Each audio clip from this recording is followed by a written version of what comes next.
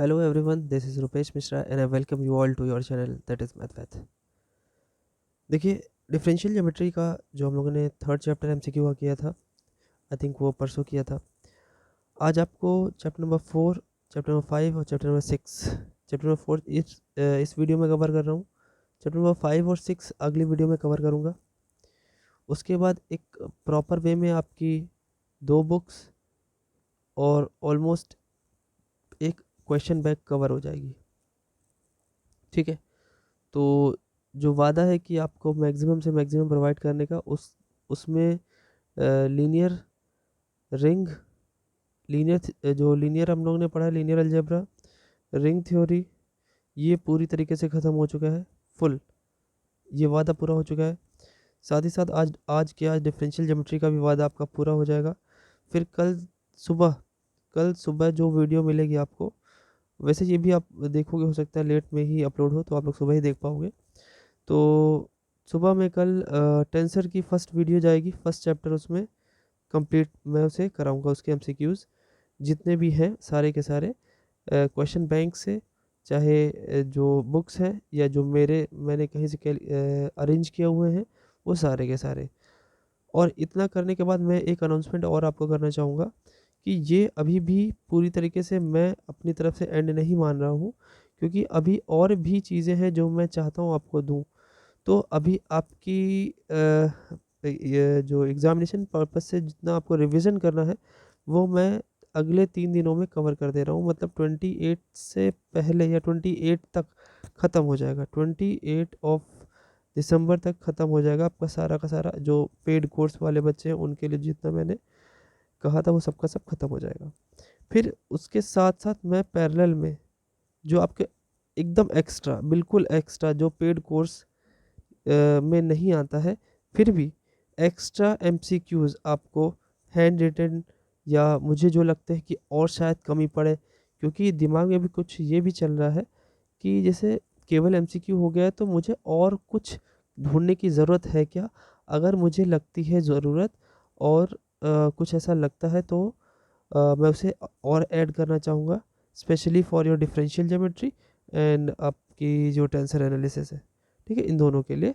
और और एक चीज़, और एक अनाउंसमेंट है क्या, कि जैसे ये 28 को ख़त्म होता है, 29 से लगातार आपके कई सारे टेस्ट लिए जाएँगे। रिंग के, ठीक है? रिंग के भी होंगे टेस्ट। रिंग और लीनियर अलजेब्रा, अब तो दोनों तो एक साथ ही टेस्ट लेना है मुझे। लीनियर अलजेब्रा के 2 चैप्टर आई थिंक हो गए थे। रिंग के 4 चैप्टर का टेस्ट हो गया था। तो रिंग का 2 चैप्टर का टेस्ट बाकी है, वो लेना है मुझे। और लीनियर अलजेब्रा का भी शायद 4 चैप्टर का टेस्ट बाकी है। तो ये अभी टेस्ट और भी होना बाकी है। तो अब इसके बाद आपके लगभग 3 से 4 टेस्ट भी होंगे। तो याद रखिएगा कि आपको क्या-क्या मिलने वाला है अभी एक्स्ट्रा और। तो ये सारी चीज़ें आपको पेड में मिलेंगी, कुछ चीज़ें आपको फ्रीली अवेलेबल भी रहेंगी। तो मैं चाहूँगा कि आप सभी लोग पेड कोर्स लें। पेड कोर्स की बहुत ही जेन्युइन सी कॉस्ट रखी गई है बच्चों, व्हिच इज़ जस्ट 299, जिसमें आपको पूरी की पूरी एमसीक्यूज़ दी जा रही हैं, और आप उसे अभी एग्ज़ामिनेशन से पहले 30 तारीख पे कभी भी ले सकते हैं। ठीक है? उसके बाद शायद मैं आपको नहीं दे पाऊँगा। ठीक है? क्योंकि उसके बाद पढ़ने का कोई मतलब नहीं है। सिर्फ़ आप अपना पैसा वेस्ट करेंगे और वो पैसा मेरे पास आकर के भी मेरे हाथ में नहीं होगा। सो 30 तारीख से पहले अगर आप ले लेते हैं तो ले लेते हैं, वरना 1, 2 या 3 को मैं आपको ये कोर्स नहीं दूँगा। ठीक है? फिर उसके बाद सीधे आप नेक्स्ट सेमेस्टर में जो कोर्स लॉन्च करूँगा उसमें आप एनरोल कर पाओगे। फिलहाल आगे बढ़ते हैं, क्वेश्चन नंबर 1 पे चलते हैं। चैप्टर में देख लीजिए क्या-क्या इंपॉर्टेंट चीज़ें हैं, वो सब चीज़ मैंने ऐड किया है। सेकंड फंडामेंटल टेंसर नाम है इस चैप्टर का। इसमें ये सारी चीज़ें आप खुद पढ़ पा रहे होंगे कि क्या-क्या चीज़ें इसमें हैं। ठीक है? तो चलिए आगे बढ़ते हैं। ये इंट्रोडक्शन है, as you all know, that's me, और ये हमारे हेल्पिंग हैंड है। I am of mathematics and he is of physics. These are my qualifications and this is his. Okay, तो चलिए आगे बढ़ते हैं। और एक बात और बोलना चाहूँगा, जब भी आप लोग टेलीग्राम पे बात करते हैं, आपसे रवि सर ही बात कर रहे होते हैं मैक्सिमम टाइम पे। मैं कुछ का इस समय बहुत ज़्यादा बिज़ी हैं आपके क्वेश्चंस को प्रिपेयर करने के लिए। तो यही बात करते हैं रवि सर ही। तो आप ये समझिए कि रवि सर ने जो कहा वो मेरे ही शब्द हैं। ठीक है? तो आप उसमें इफ़ वर्ड ना रखें कि रुपेश सर कुछ और बोलेंगे, रवि सर कुछ और बोलेंगे। प्लीज़ आप लोग समझने की कोशिश करिए। कोर्स फ़ीस इतनी जेन्युइन खुद ही रखी गई है 299 की, उसमें भी मैं अब क्या कंसेशन करूँ? अब इससे अच्छा तो मैं फ्री ही कर दूँ, ठीक है? वो कुछ इसीलिए एक ये क्या कहते हैं, थोड़ी बहुत बढ़ कर के 299 हुई है, इसके बाद कोई बढ़ने नहीं वाली है। एग्ज़ैक्टली यही है जिसमें आपको तीनों बुक्स के सारे एमसीक्यूज़ दिए जा रहे हैं, और एमसीक्यूज़ ऑलमोस्ट मेरे ख्याल से 500 600 के आसपास या 550 पहुँच रहे होंगे, और अभी और मैं देने की बात कर ही रहा हूँ। तो प्लीज़ आप लोग इस पे बात ना करें, ठीक है? तो अपना आपको अच्छा लगता है तो आप ले सकते हैं, अदरवाइज़ अभी काफ़ी सारे वीडियोस हमारे एमसीक्यूज़ के उस पे भी पड़े हुए हैं। आप सिंपली देख कर के आप जैसा आप प्रिपेयर कर सकते हैं कर लीजिए, ठीक है? उसमें भी काफ़ी सारे आपके लिए, आपकी हेल्प के लिए मैंने बहुत मेहनत कर रखी है। चलिए फर्स्ट क्वेश्चन पे देखते हैं। देखिए सबसे पहली बात कह रहा है कि the necessary and sufficient condition that a surface विया प्लेन इज़ दैट। देखिए प्लेन सरफेस होने के लिए अगर हम लोग कप्पा और टॉर्क की बात करते थे बच्चों, तो प्लेन प्लेन जो प्लेन होने के लिए टॉर्क बराबर 0 होता था, और कप्पा 0 होता था, तो वो हमारी एक स्ट्रेट लाइन होती थी, ठीक है? स्ट्रेट लाइन होती थी। अब यहाँ पर बात की जा रही, तो देखिए भाई, इस केस में डी अल्फ़ा बीटा जो हमारा होता है वो 0 होता है, ठीक है? डी अल्फ़ा बीटा 0 तो डी अल्फ़ा बीटा आपका ऊपर भी होना चाहिए, हो सकता है वो भी 0 होगा। अच्छा देखिए, तो आंसर ऑप्शन तो ए है। एक चीज़ और समझ लीजिए, कि जो हमारा फर्स्ट फंडामेंटल फॉर्म थी, ठीक है? फर्स्ट फंडामेंटल जो फॉर्म थी, उसमें हमारा उसके जो मेन जो वेरिएबल्स थे वो एफजीएच थे, जिसका जो फॉर्मूला लिखा जाता था वो इस तरीके से लिखा जाता था, D S square is equal to, देखिए रेज हो गया। तो फर्स्ट फंडामेंटल फॉर्म में एफ से लिखा था हमने, ई एफ जी एच होता है, और जो फर्स्ट फंडामेंटल फॉर्म है, सेकंड फंडामेंटल जो फॉर्म होती है बच्चों, एस एफ एफ जिसे बोलते हैं, वो देखिए L M N one T, ठीक है? तो ये आपकी रिस्पेक्टिव चलती है। जहाँ इसमें अगर हम बात करें तो एच की वैल्यू, एच स्क्वायर की वैल्यू होती है ई एफ माइनस जी स्क्वायर होती है। ये कुछ इनइक्वालिटीज़ है, बता रहा हूँ, दिमाग में रखिएगा इनको। आप क्या कहते हैं, इसे पेन और कॉपी लेकर के बैठा करिए, इसे लिखना आपको ज़रूरी है, ठीक है?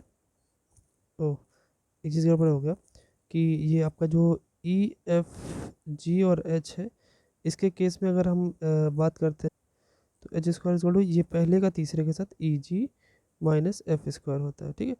और अगर हम बात करते हैं एल एम टी वन और सॉरी एल एम एन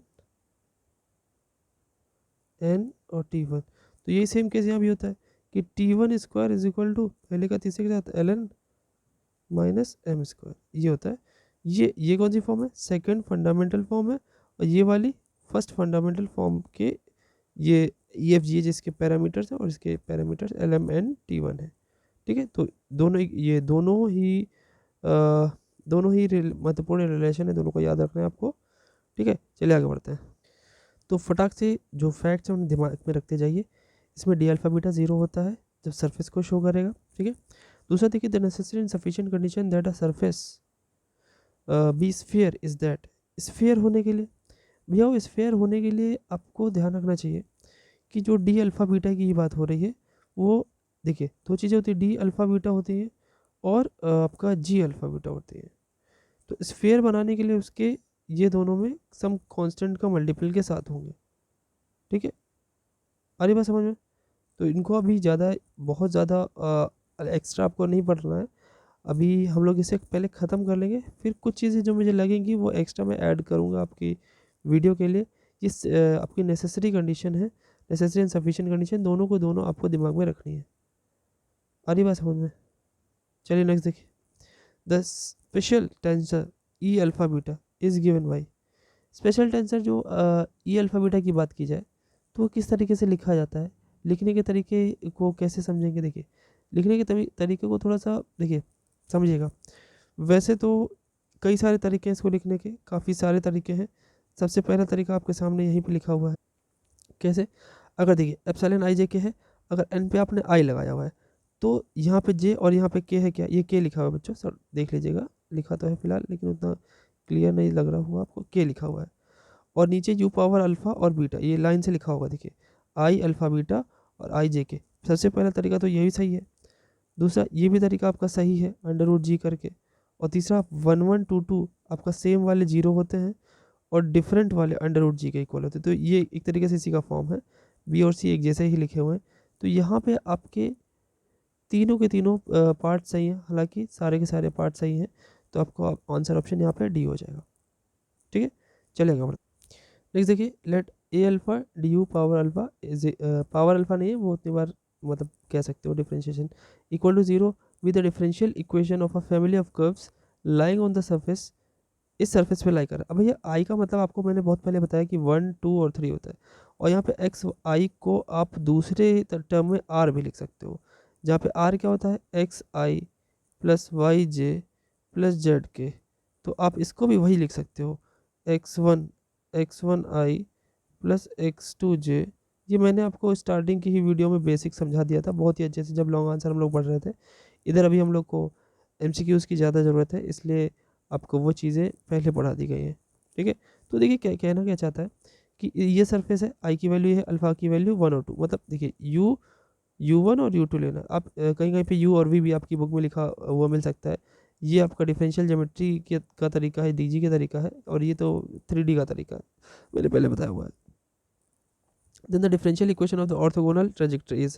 देखिए ऑर्थोगोनल ट्रेजेक्टरी की जो इक्वेशन होती है बच्चों, बहुत ही सिंपल तरीके से आपको याद रखना चाहिए इसे, कि अगर बाई चांस, देखिए ध्यान सुनिएगा, अगर हमने क्या किया, ये एप्सिलॉन लिखा है, उसकी पावर में अल्फा और गामा लिखा है, तो जाहिर सी बात है बीच का बीटा गायब हो गया। अब बीटा अच्छे से एडजस्ट होना चाहिए। देखिए जी अल्फा बीटा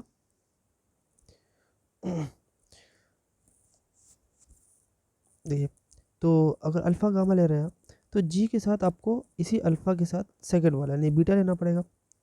और देखिए अगर अल्फा के साथ बीटा ले रहे हैं तो ए के साथ फिर आप गामा लेंगे, alpha beta gamma, alpha gamma alpha beta gamma, और डी यू के साथ बीटा, ये इज इक्वल टू जीरो होता है। ये आपकी डिफरेंशियल इक्वेशन होती है ऑर्थोगोनल ट्रेजेक्टरी की। एक दो चीज़ें और जान लेते हैं क्या। देखिए इसके लिए एक कंडीशन होती है, जिसे बोलते हैं कंडीशन ऑफ ऑर्थोगोनलिटी। लिख लीजिएगा भाई साहब, ये सारी चीज़ें दिमाग में रहनी चाहिए। देखिए मैं साथ साथ में इसलिए भी बताते रह रहा हूँ कि आपको फैक्ट्स याद हो जाए। और हाँ देखिए, आप क्या करेंगे कि ये सारी चीज़ें आप कॉपी किताब लेके बैठेंगे भाई, स्क्रीनशॉट से नहीं पढ़ाई होती। ठीक है, चलिए ये लीजिए, g alpha beta d u alpha और d u minus beta is equal to zero, ये कंडीशन है।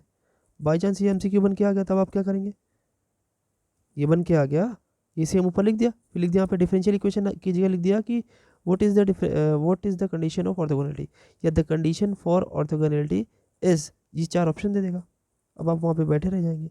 तो ध्यान रखिए, इसे भी याद कर लीजिएगा, लिख लीजिएगा, अपने खुद के नोट्स भी बनाए जाते हैं बच्चों। और कुछ चीज़ें देख लीजिए, अगर बाई चांस देखिए आपका अगर आपका कर्व इस टाइप का है, phi of U power alpha is equal to constant, तब उसकी ऑर्थोगोनल ओजे क्या होगी, ओटी क्या होगी, तब ऑर्थोगोनल ट्रेजेक्टरी क्या होगी। ध्यान से सुनिएगा, ये भी सिग्मा एप्सिलॉन, यहाँ पे अल्फा गामा रहेगा, जी के साथ अल्फा बीटा रहेगा। अब आपको इसके बाद पता है कि अगर फाई है तो फाई पे डिपेंड कर रहा है, डेवर फाई पाई डेवर u power gamma, alpha beta देखिए गामा ही आ रहा है कुल मिला करके। ठीक है, और d you power beta is equal to zero, याद रखिएगा, इक्वल टू जीरो मैंने यहीं पे लगाना है। ठीक, ये सारी चीज़ें लिख लीजिए, इसे ध्यान रखिए। एक चीज़ और समझिए, क्या, देखिए अगर बाई चांस आपका जो ऑर्थोगोनल ट्रायजेक्टरी का जो इक्वेशन है U1 जो है, या U1 को केवल U भी लिख सकते हैं, ये C1 के इक्वल है, तो इसकी OT क्या होगी, इसकी OT होगी बच्चों एप्सिलॉन अल्फ़ा 1, क्योंकि 1 है अल्फ़ा के साथ आ रहा है इसलिए अल्फ़ा 1, जी के साथ अल्फ़ा बीटा ही रहेगा, और डी यू के साथ बीटा रहेगा इज इक्वल टू ज़ीरो। और एक और U2 is equal to C2 है अगर, तो ये क्या आएगा, इसकी OT कैसी होगी, बिल्कुल वैसी ही बनेगी जैसे इसकी बनी। तो ये अल्फ़ा 2 के साथ आएगा, क्योंकि ये 2 है तो अल्फ़ा 2 बन जाएगा, याद रखने के लिए बता रहे हैं। और जी अल्फ़ा बीटा हो जाएगा, साथ ही साथ डी यू बीटा, एकदम से ऊपर जैसा है लेकिन थोड़ा सा चेंजमेंट है। तो ये सारी चीज़ें आप अपने दिमाग में रखिएगा। ठीक, अच्छा इसके साथ कुछ और भी ऐड कर रहा हूँ, देखिए उसे भी। ये तो चलिए आगे बढ़ते हैं, आता जाएगा तो बताते हैं। तो इसका आंसर ऑप्शन याद रखिएगा जैसे मैंने बताया। नेक्स्ट देखिए, if n i are components of unit normal vector, ठीक, components of unit normal vector at a point P, ठीक है, ऑफ द सरफेस, ये सरफेस देखिए उसी टाइप का सरफेस जो ऊपर दिया हुआ था। Then component of second fundamental tensor, उसी component that is d alpha beta is defined as, d alpha beta कैसे दिया जाएगा। तो देखिए ये बड़ा ही अच्छा है क्वेश्चन, बहुत ही ईजी है, बहुत समझदारी वाला क्वेश्चन है। देखिए वैसे तो डी अल्फा बीटा एन आई और एक्स आई, ये अल्फा बीटा ये तो ठीक है, एकदम कोई दिक्कत, एन के साथ एक्स आई आ जाता है, कोई भी दिक्कत नहीं है। और अगर अगर आपने इनमें से अल्फा बीटा की जगह किसी एक चीज़ को रखा तो नेगेटिव साइन दे देगा लाइनिंग से, ठीक, अगर लाइनिंग से रखा तो नेगेटिव साइन दे देगा, जैसे अल्फा अलग बीटा अलग कर दिया आपने, अलग किया तो क्या होगा, ये एक नेगेटिव साइन दे देता है। और अगर आपने उल्टा किया तो क्या करेगा, पॉजिटिव साइन दे देगा। तो ये तीनों की तीनों बातें एकदम सही है, याद रखिएगा। किसके केस में, किसके केस में, सेकंड फंडामेंटल टेंसर किसके केस में, जब इस टाइप का कर्व हमें मिलता है तो, ठीक। नेक्स्ट देखिए, the Gauss equation of the, अगर ये कर्व की इक्वेशन है, सरफेस की इक्वेशन है, उससे गॉस इक्वेशन क्या निकल के आएगा, ठीक, गॉस इक्वेशन क्या निकल के आएगा। देखिए गॉस इक्वेशन जो होगी भाई एक्स के रूप में है, तो इक्वेशन निकाला है तो एक्स आपका लेफ्ट में अल्फा बीटा होगा। ये फैक्ट्स है छोटे छोटे, याद रखने हैं। एक्स अल्फा बीटा आई, और उधर जाकर डी अल्फा बीटा, और ये एन के साथ जाएगा। एन क्या होता है बच्चों, एन जो होता है वो होता है एक तरीके से आर वेक्टर, ठीक, या आर की फॉर्म में ना लिखें अगर, तो आपका एन आई क्या होता है, एन आई का फॉर्मूला होता है बच्चों, एक second, n i is equal to 1/√g epsilon of i j k, और उसके साथ ही साथ डेबर x J by I j k, है ना, एक्स जे अपॉन डेबर यू वन, ये पहले बताया जा चुका है वैसे, डेबर एक्स के, जे के बाद के, और नीचे डेबर यू टू, ठीक, ये होता है एन आई, याद रखिएगा। सो आपका आंसर ये वाला सही है, ठीक है। जब भी इक्वेशन की बात करता है जो गॉस इक्वेशन की, तो लेफ्ट साइड एक्स वाला रूप होता है, कोई बाकी कोई भी नहीं होते। तो आपका आंसर समझ में आ गया होगा, ठीक है, ठीक। अच्छा आंसर आपका कौन सा है, बी वाला। नेक्स्ट देखिए, ओके, क्या है, the Weingarten equation of this, Weingarten equation है भाई सरफेस, विंगार्डन इक्वेशन और गॉस इक्वेशन में कितना अंतर है। देखिए अंतर बहुत ज़्यादा कोई बड़ा नहीं है। अब विंगार्डन थ्योरम में, गॉस थ्योरम में एक्स लेफ्ट में रहेगा, और विंगार्डन थ्योरम में एन, देखिए नाम से थोड़ा विंगार्डन में एन है ना, एन थोड़ा सा आ रहा है, तो एन लेफ्ट में आ गया, एन आई अल्फा, ठीक। अब देखिए हमने बताया था कि अल्फा और बीटा अगर लेफ्ट और राइट है तो नेगेटिव साइन आएगा, ठीक, कैसे, देखिए यहाँ पे अल्फा है, यहाँ पे बीटा है, थोड़ा सा याद रखने का तरीका होता है, ठीक, ये अल्फा इधर, ये बीटा इधर, और बीच में gamma beta, sorry gamma gamma एक कॉमन हो जाएगा, और बीटा बीटा एक कॉमन हो जाएगा। मतलब ये देखिए इधर लास्ट में गामा है, इधर भी स्टार्टिंग में गामा, इधर बीटा और इधर भी बीटा, तो ऐसे याद रखिए। सो ये आपका आंसर ऑप्शन सी हो जाएगा। The differential equation of the curve bisecting the angles between the parametric curves, देखिए दो पैरामीट्रिक कर्व अगर एक दूसरे को बाइसेक्ट करते हैं, बाइसेक्ट समझते हैं अपना, है ना, एंगल को बाइसेक्ट करना, मतलब दो एंगल बना है, इसके बीच में अगर मान लो ये 90 लेट से मान लेते, तो ये तो मिडिल से काट गया 45, ठीक। तो ऐसे में क्या होता है, कह रहे हैं कि उसकी डिफरेंशियल इक्वेशन क्या होगी। अगर बीच में बाइसेक्ट करता है तो चीज़ें जो होती है एक जैसी निकल के आती है ना, जैसे यहाँ 1 1 है तो यहाँ पे 1 होगा, यहाँ 2 2 है तो यहाँ 2 होगा। अब देखिए यहाँ 1 1 है, यहाँ 1 है, लेकिन बीच में प्लस लगा हुआ है, माइनस आना चाहिए, क्योंकि एक दूसरे को बाइसेक्ट कर रहा है, बाइसेक्ट बराबर से बाइसेक्ट करेगा। आप देखो, आप अगर इसे सॉल्व करोगे तो ये उधर जाकर के नेगेटिव हो जाएगा बच्चों, बराबर तो होंगे नहीं, लेकिन आप इसे सॉल्व करोगे तो G11 इधर और G22 उधर, देखिए बराबर हो गया। बाइसेक्ट का मतलब है बराबर भागों में विभाजित करना, इक्वली डिवाइड करना। और ये तो वैसे नहीं सही कि 1 के साथ 2 है, सेम पे सेम आएगा, 2 2 पे 2 आया, याद रखिएगा। तो ये आपका आंसर ऑप्शन ए हो जाएगा। चलिए आगे बढ़ते हैं। देखिए क्या है, the find the orthogonal trajectories of the family of parabola. अब देखिए ये थोड़ा सा आपका एक तरीके से कहा जाए तो ये तो पहले भी आपको डिफरेंशियल इक्वेशन जैसा क्वेश्चन बन गया। तो क्या करते थे, देखिए D Y by D X निकालते थे, ऐसे वाले केस में अगर आपको ऑर्थोगोनल ट्राजेक्टरी निकालनी थी तो इसी का उल्टा कर देते थे, D x upon D Y इसकी जगह पे। तो क्या करना है भाई, कर लो यार डिफ्रेंशिएशन एक बारी। तो y पावर 2 का डिफ्रेंशिएशन क्या हो गया भाई, 2y dy dx, और इधर हो गया 4a। अब dy बाई डी एक्स की प्लेस पर कर दीजिए minus D x upon D y, तो जैसे आप करेंगे minus D x upon D y, तो minus D x upon D y मैं रख रहा हूँ, और ये 4a के इक्वल है, 2 2 ज़ा 4, तो कितना मिला हमें, हमें कितना मिला, मिला हमें minus Y D x upon D Y is equal to कितना आया था भाई, 4 है, तो 2a हो गया था। अब y को एक तरफ और x को एक तरफ कर दीजिए, तो भाई देखने पे ये लग रहा है कि डी वाई अपॉन वाई हो जाएगा, और माइनस 1 अपॉन 2a और डी एक्स हो जाएगा, है कि नहीं। एक काम कर लीजिए, इक्वेशन जो पहली थी उसमें से a की वैल्यू निकाल लेते हैं। a की वैल्यू कितनी निकलेगी, वाई स्क्वायर अपॉन 4x, इसको उठा करके हम यहाँ पे रख देंगे a की जगह पे। जैसे रखेंगे तो क्या आएगा, जैसे आप रखेंगे तो होगा क्या, डी वाई अपॉन वाई और माइनस 1 अपॉन 2a है ना, माइनस 1 अपॉन 2a है, तो a की प्लेस पे आप वाई स्क्वायर अपॉन 4x रखने वाले हो ऐसे, तो 2 2 ज़ा 4, तो ये dx हो गया। वाई स्क्वायर को आपने इधर भेजा तो एक वाई ऊपर चला जाएगा, तो ये बन जाएगा Y D Y is equal to, मेरी बात समझ पा रहे होंगे शायद आप, माइनस 2x और dx। अब इंटीग्रेट कर दीजिए, तो आया कितना, वाई डी वाई बराबर equal to minus 2x dx। अब इसे इंटीग्रेट करोगे तो वाई स्क्वायर अपॉन 2 हो जाएगा, और ये हो जाएगा अपना क्या, एक्स स्क्वायर, और इज इक्वल टू के। तो जैसे आप एलसीएम लोगे तो ये 2x स्क्वायर हो जाएगा, Y square equal to sorry plus 2x square is equal to K. So I think ये आंसर पहले जैसा लग रहा है, तो आंसर ऑप्शन ये है। क्योंकि हम लोग जब डिफरेंशियल इक्वेशन की मदद से किसी की ऑर्थोगोनल ट्रेजेक्टरी निकालते हैं, so we must put you know minus D x upon D Y in place of D Y upon D X. After calculating integrating we will get the answer. Okay, next देख क्या है, find the orthogonal trajectories of the family of curve. इसके लिए family of curve के लिए देखिए यहाँ भी काम वही करना पड़ेगा, है ना, काम तो वही करना पड़ेगा। तो ये मैं आपके ऊपर छोड़ता हूँ, सेम वही प्रोसेस करना है, करके बताएंगे आप। यहाँ पे के एक कांस्टेंट है, तो के की जाहिर सी बात कोई ना कोई वैल्यू निकाल करके हमें, के वैसे के की ज़रूरत नहीं पड़ेगी, तो वैसे एडजस्ट हो जाएगा। कोशिश करिएगा आप लोग मुझे टेलीग्राम पे भेजिएगा, ठीक है, इनमें से कौन सा आंसर है मुझे बताइएगा, ये है, ये है, ये है, या कोई नहीं है। वैसे कोई नहीं वाला बहुत कम ही होता है, इन्हीं तीनों में से कोई आंसर होगा। आप देखिए किस तरीके से लगाते हैं, आप मुझे बताइएगा, ठीक है।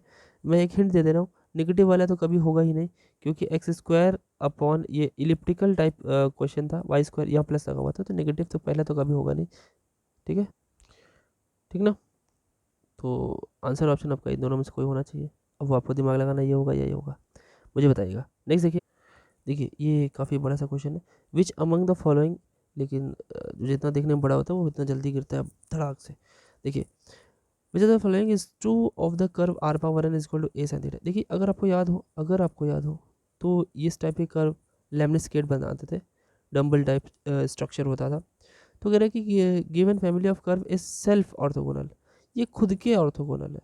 तो देखिए जब हम लोग बात करते हैं बच्चों, जब हम लोग आर थीटा यानी पोलर कोऑर्डिनेट्स की बात करते हैं, तो इसमें देखिए, इसमें जो हम डी थीटा को रिप्लेस करते हैं minus R square D theta by D R से, और फिर उसके इंटीग्रेट कर लेते हैं, तो ये इसके तरीके हो गए, ठीक है।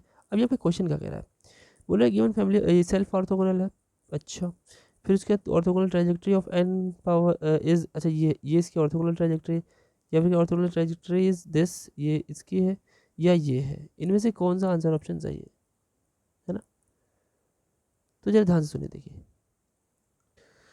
तो थोड़ा देखिए ये थोड़ा मिसप्रिंट है, यहाँ पे थोड़ा सही कर लीजिएगा। ये लिखा हुआ है actually r power N is equal to k cos theta, cos n theta.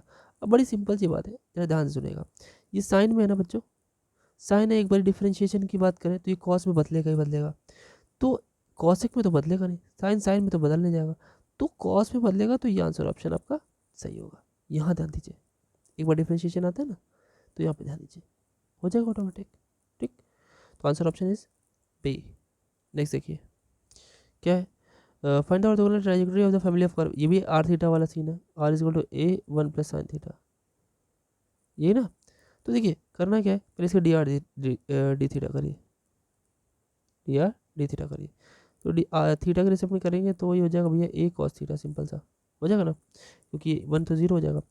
अब डी आर डी थीटा का प्लेस पे देखिए, ये है हमारा D R D theta is equal to हमारा ए कॉस थीटा, ठीक है आया। अब अभी हमने क्या बताया, पोलर के केस में इसका क्या करते हैं, डी आर डी थीटा के केस पे minus R square D theta by D R रख देते हैं, और ये किसके इक्वल आ गया, ए कॉस थीटा के इक्वल। अब क्या करिए, आर को आर के पास, थीटा को थीटा के पास, और कैलकुलेट कर लीजिए। तो जब आप आर को आर के पास ले जा रहे होगे बच्चों, तो यार देखो डी आर ऊपर गया और आर इसको नीचे आया, ठीक, इसको बोलते हैं वेरिएबल सेपरेशन मेथड। और डी थीटा के पास ऑटोमेटिक अपना अगर देखा जाए तो यहाँ पे ए ऊपर ही रखो, और डी थीटा के पास सेक थीटा पहुँच गया, ठीक, ठीक है भाई। तो अब इसे इंटीग्रेट करेंगे, इंटीग्रेट करेंगे इसे, सिंपल सा है ना, ठीक। अब यहाँ से ए की वैल्यू, इस इक्वेशन से ए की वैल्यू निकाल के रखेंगे, तो फिर देखिए ओवरऑल क्या होगा, सॉल्व होने के बाद ये आंसर क्या आएगा आपको मैं बताता हूँ। देखिए आंसर तो ये आ जाएगा, लेकिन मैं आपको एक शॉर्ट तरीका भी बताता हूँ, एक शॉर्ट ट्रिक बताता हूँ, ध्यान सुनिएगा।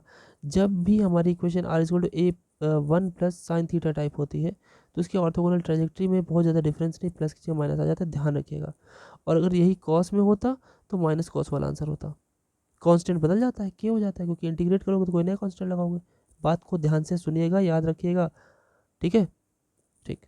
नेक्स्ट देखिए क्या बोला था, to find the orthogonal trajectories in polar form, we replace, polar form में क्या करते हैं अभी तो जस्ट बताया, माइनस आर स्क्वायर, इसका उल्टा कर दीजिए D theta by D are, तो ये आंसर ऑप्शन आपका सही है, ठीक। नेक्स्ट देखिए,